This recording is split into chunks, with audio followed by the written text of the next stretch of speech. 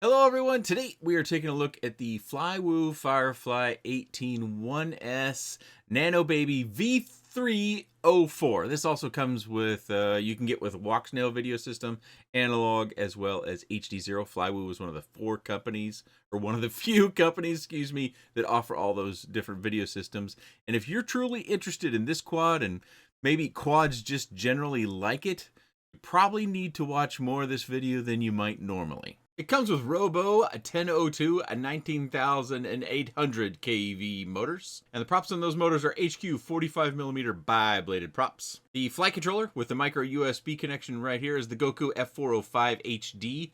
That is 1S, and it has a 5A ESC with a TXCO Express LRS receiver. You can get it in the bind and fly format to fly it with a DJI controller, or without a receiver altogether. If you're wondering about the DJI compatibility, I have a chart down in the video description for you. And one of the more interesting developments that FlyWoo has come up with that is available separately is their wide angle lens adapter, which also has the ND filter set, which is available.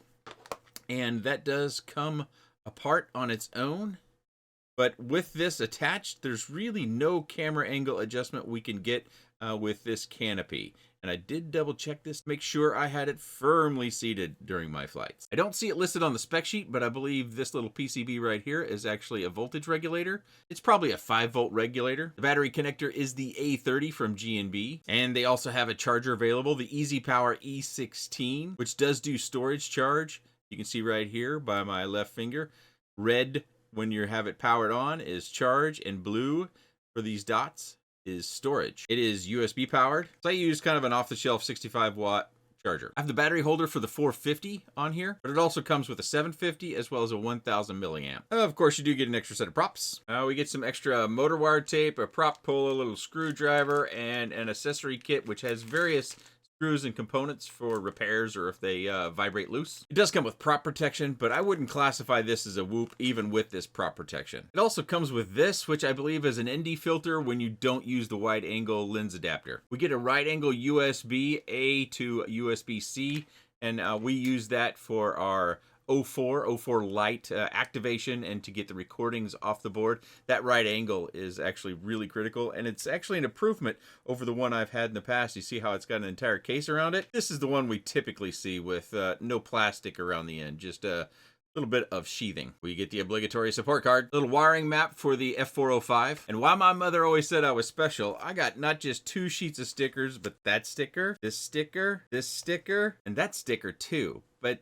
these are kind of to mark your batteries, I think. I did flight testing on these 4 batteries, 450 from Weebleed, 450 from FlyWoo, 750 from FlyWoo, and 1000 from FlyWoo. With the 1000 milliamp battery, it weighs 60.71 grams. With the 750 from FlyWoo, it weighs 55.95 grams. With the 450 from FlyWoo, it weighs 51.81 grams. And with the 450 from Weebleed FPV, it weighs 50.76 grams. The carbon fiber is 2 millimeters thick, and motor post to motor post, it looks like 82 millimeters. We're gonna start off with my windiest sample. First going into the camera to let you know my camera settings. Didn't change anything from default, just showing you that Rocksteady is on. This flight will transition from the DVR or goggle view into the gyro stabilized Rocksteady view and then back to the DVR footage if we get that far. I usually do a lot of full flights, but in the case of where it's a cruisy sort of flight, I would prefer to show you a couple of different flights with some varying in the environment so you have a better understanding of how, especially micros, because that's all I do on this channel, how sensitive they can be in different wind scenarios. So that's one of the reasons why I do fly these things quite a bit. If you're not familiar with the channel, generally speaking, I fly these over the course of a week. I usually get 5 flight sessions, what I call full flight sections, which would be 6 batteries or more. Some of them would be just battery testing or cruising like this, where I'm just trying to figure out a flight time. On this particular case, it's a lunchtime flight session, and I'm flying the 1000 and 750s, and then I had to do the 450s in the evening time because the 1000 milliamp batteries, cruising around, flat flying like this, you'll get about 7 minutes of flight with the O4 and the wide angle lens kit all together on it. On the 750, you'll get about 5 minutes of flight, this sort of flight, and then on the 450, I did this across 3 of each one of these batteries, but on the 450, you'll get about 3 minutes and 20 seconds of flat flight. Of course, I have modified my battery voltage warning alarm, kind of adjusted it down to where when I see it come on, I've got a few seconds to come in and land, and then when I disarm, I'm waiting for the battery to come back up to about 3.5 volts. Many have heard me say that on the channel a number of times. But we've already transitioned from the DVR into the gyro stabilized. I think I can still see a little bit of the left prop at the very bottom of the screen, kind of off in that left corner. Check me on that, but I think I see a little bit of that prop. And especially as I move around on different sorts of turns and dives, you may see it a little bit more, you may see it a little bit less. So if you're interested in this quad and you're wanting to have gyro stabilized, no prop in view footage, you would need to crop in a little bit further than Rocksteady does. So you would need to have a video editor. DaVinci Resolve is one that I believe is free, last time I knew, and is one I've heard people use a lot. It's not one I've used much, but yeah.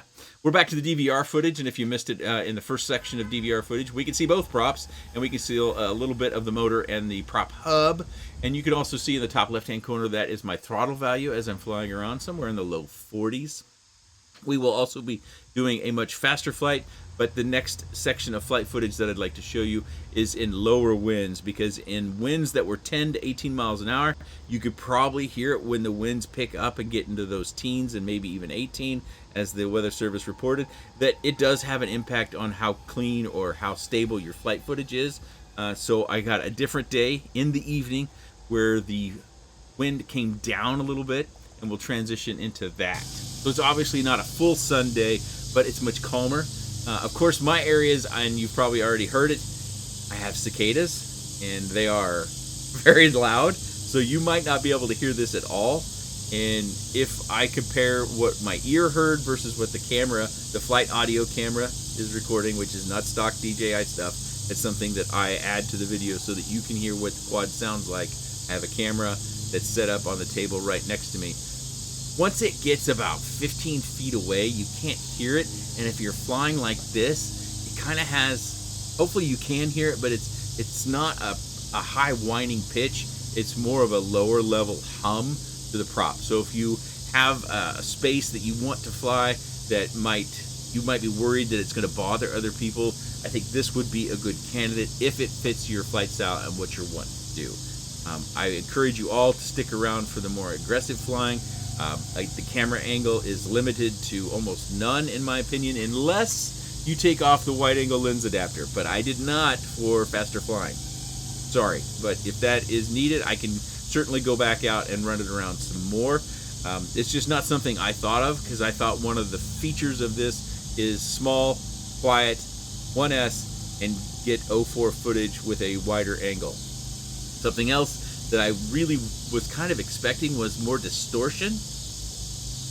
I don't see much distortion. I was expecting some warping, what you might call fisheye sort of view going on, but I really didn't see it in the goggles or in the gyro stabilized flight footage either. So that was kind of a learning for me, another takeaway. The wide angle lens adapter does just pull out of this particular quad, so you do have to be kind of careful, but I can tell you I had a number of crashes when I was trying to learn to fly this more aggressively, and I did not have problems with it coming out. I think it vibrated a little bit out at this point after a series of flights, because you can see a little bit more of the TPU housing around the left and right side far edges, which, you know, is probably one of those things where I should have tapped it on the front or given it a little push, but I don't think I did, because if you go back to the previous flight that I've already shown you, I don't think it's nearly as predominant. I think it's actually much more subtle that you could see the TPU adapter for that wide angle lens. But of course, it is an option to take it off altogether. But then the field of view goes way down. And that's one of the biggest drawbacks of the O4 Lite, is the field of view is just so much less than what we fly for the most part in the last, geez, I don't know, 7, 8, 9 years. I think I posted my first video to this channel in December of 2015. And it wasn't necessarily a review or anything, it was just posting random stuff. So I can't remember when the first review videos started coming out, and don't go back and look because I'm sure it's terrible, embarrassing. But so I've been flying this FPV stuff around for a decade, and would that be a decade and a half, or is that just short of a decade, or 9.5 years? Anyhow, I'm getting sidetracked. Battery is almost shot here, but we'll come in for a landing in here just a moment. I've got another flight I want to show you before we get all the way to the end. This is a faster flight, and there's a lot of technique that I learned that if you raise the throttle really quickly, that you'll get jitters.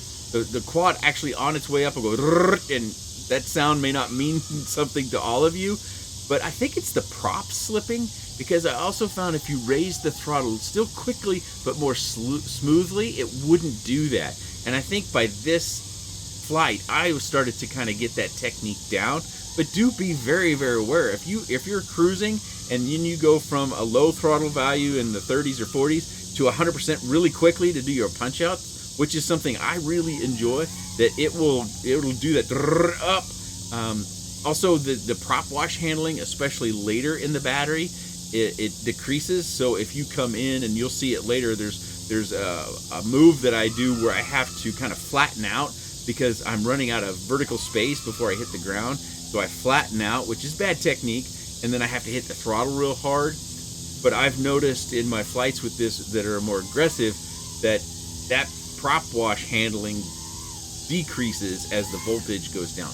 And that makes sense because, you know, the motors are operating off of that voltage, and as your battery gets weaker, it can make fewer adjustments less quickly, I think. We probably need an ESC motor expert to tell us more. Somebody like Ryan Harrell could probably straighten me out if I'm wrong on that. But in my flight experience, that was how it was operating. That earlier in the flight, I could do things more improperly and get away with it. But later in the flight, I sure couldn't. And that's kind of 1S flying. There's an adjustment period as your battery voltage goes down. Whereas the power to the voltage, there it was. We just saw it say that as we went down. You'll get that, and you may have noticed it.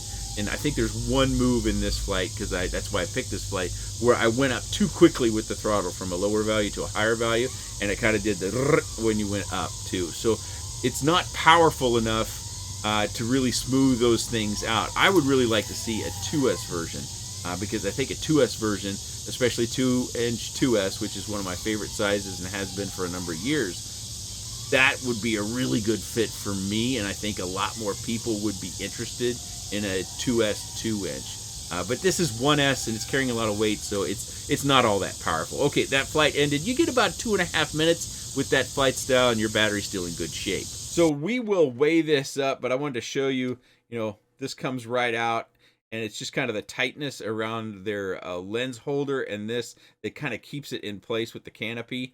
If you loosen these screws on this, there's essentially no camera angle adjustment, which again was another learning I had to take when it came to flying how I normally fly. Normally when I fly faster, I move the camera angle up, so that camera angle and your field, your horizon kind of changes your muscle memory on your stick inputs. So I had to make some adjustments there. Nearly forgot, but let's weigh the adapter as it comes with the FireFly 18, probably the 16 as well. 3.7 grams, just about. Now, obviously, the stock off-the-shelf lens adapter is quite a bit different than the one that comes in the FireFly. That's something to be careful. Don't assume this is what you get when you buy the wide-angle lens adapter. And this one weighs 6.18 grams. Oh, 6.2 grams.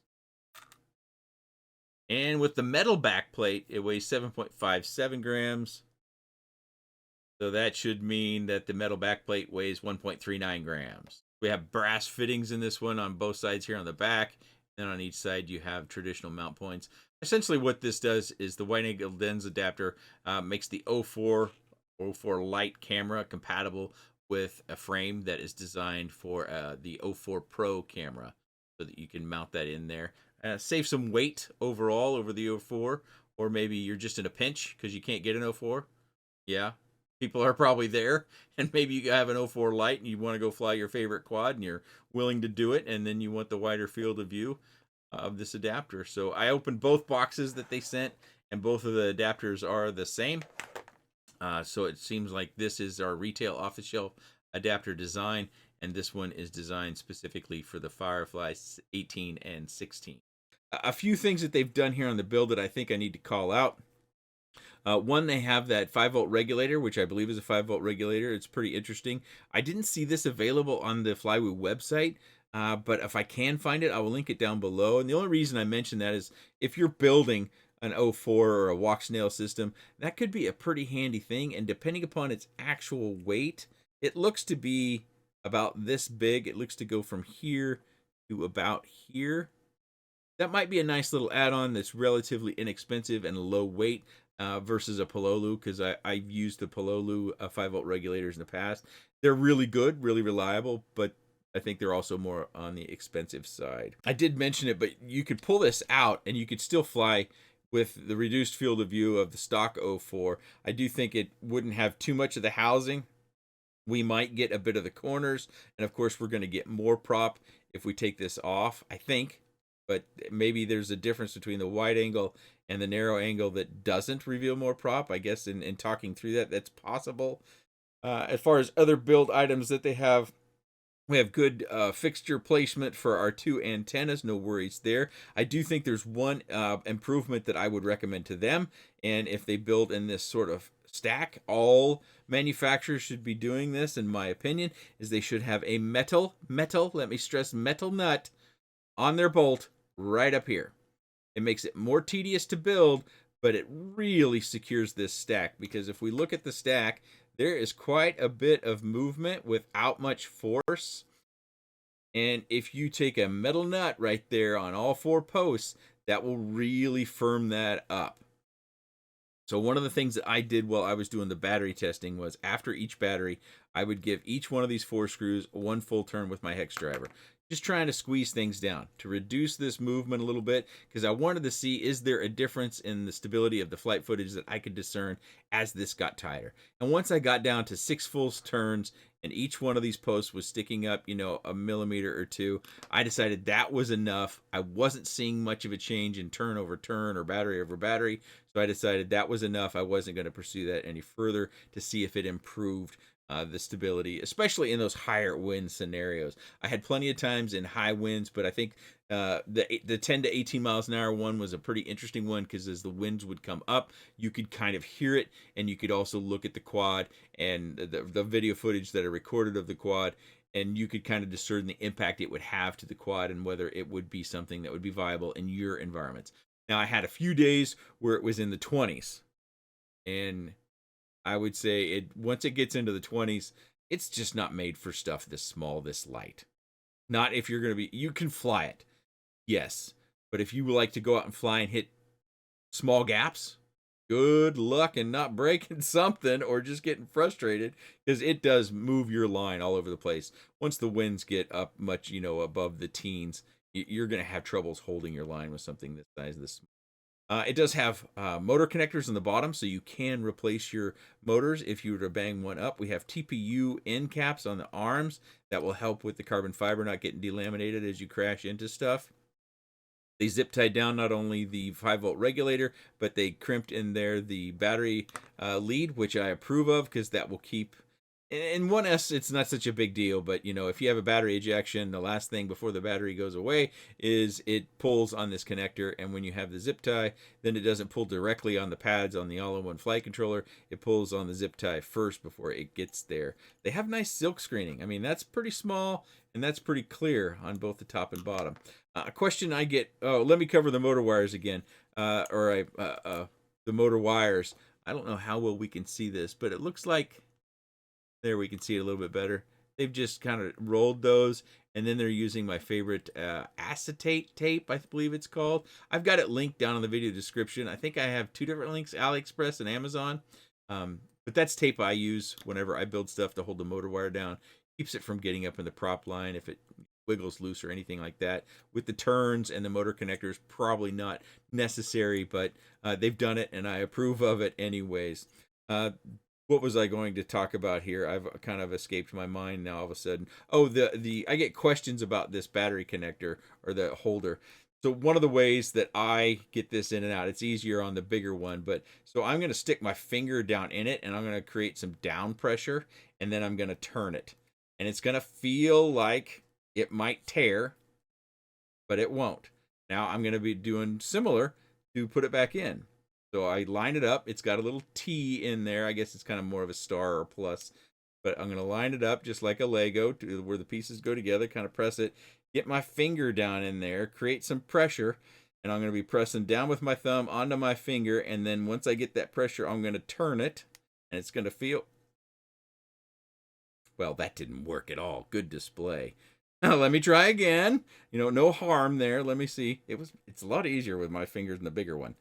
Oh, I can feel it turning. There we go. Now I got it. So it's a nice way of having a secure battery holder and also being able to have several different batteries that go into a micro, especially when you're looking at pretty big changes in sizes from 1,000 all the way down to a 450. The Weebleeds were lighter. And on my faster flights, for the most part, I flew these. I've only got like 3 or 4 of the 450s, and I've got 3 of the 750s and 4 of the 1000s now. You can see this says V2. I don't know if my others that I have say V2 or not, but most of my more aggressive flying came on the Weebleed FPV batteries, just because I prefer them for the most part. This A30 connector is BT20 compatible. I'll plug it in for you just as a show. Let me get things lined up here. And there we go. You can see we got lights, camera, action, as well as on their charger. It's compatible there as well. It goes in a little bit more firmly because we have that little notch built into the connector, and the BT20 does not. So it is compatible. If you have BT20 batteries or you want to buy BT20 batteries, you don't have to buy the A30 batteries. Although you may find the price is less. Compare your pricing, you know, you never know. Shop around. You always need to shop around, right? So I think when you're looking at this, and hopefully you've got this from all the discussion and the flight footage that we've had in the video, it's really sort of an explore with some light freestyle in lower wind conditions.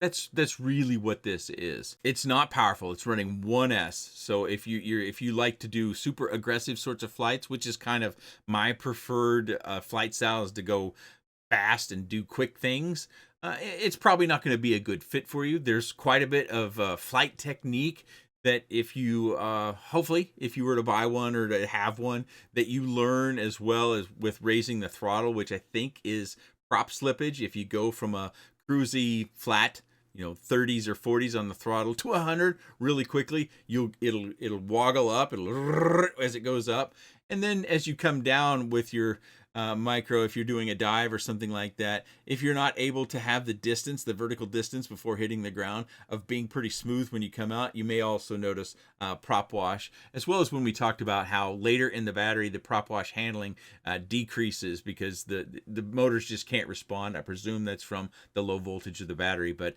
I found it handled prop wash better early in the battery than it did later in the battery, and that's pretty typical for most of the stuff that I fly when it's 1S.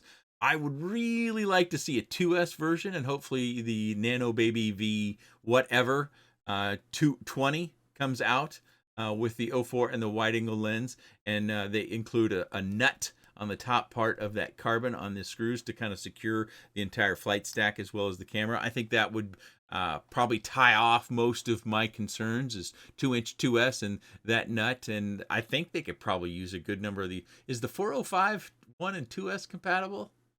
They had a flight controller that was a Goku 405 that was 1 and 2S compatible, I thought. My memory is failing me. But this one comes in walk snail, HD0, and analog as well. I would suggest that if you're not stuck with the DJI or you don't want the DJI, that the analog version is probably going to have a fairly significant flight field difference just because of the lower weight. The wide angle lens adapter has a weight to it. The TPU canopy, I think, it's probably going to be pretty stock. I don't know what camera they're using. I'm suspecting, kind of a typical Whoop sort of camera in the analog version. But that might be something that you want to dig around the internet and check out to see is, does anybody have the analog or HD0 versions and how they fly and what those people that have those thought of their flight characteristics? Because for me, this was really more about exploratory flight with some light freestyle. It's not a super powerful quad. It's not going to fly super aggressively like you may have seen on this channel with other quads. You can, for 1S, get more aggressive flight. It's just in this particular case, we either get prop slippage when we get too aggressive, or we just have too much weight to really actually make the quad respond in a quick manner, which I oftentimes do. I guess I do kind of quick stuff when it comes to my preferred flight style, but that might not be you. Let me look at the pricing here real quick. This looks like it varies, of course, as low as $109 and as high as $239. I'm sure if you get the camera and VTX in it is the more expensive prices, including Walk Snail, I think comes in the same as the DJI O4 with wide angle lens adapter. And then we drop down to analog, which is $149.99. Of course, again, you can get this as a plug and play, which is what they consider the version if you have a DJI remote. And if you want to know if your remote is compatible with the O4 or what I'm calling the O4 Lite, I have a DJI compatibility chart because that question comes up a lot. Link down in the video description. You can look at that chart and see if your remote is compatible with the O4, and that will tell you if you can get the plug and play version of this or any quad, and it will work with the O4 and your remote for that quad. Hopefully that was clear. If you have any comments, questions, suggestions, or otherwise, please let me know in the comment section below. I appreciate your time, and thanks for watching.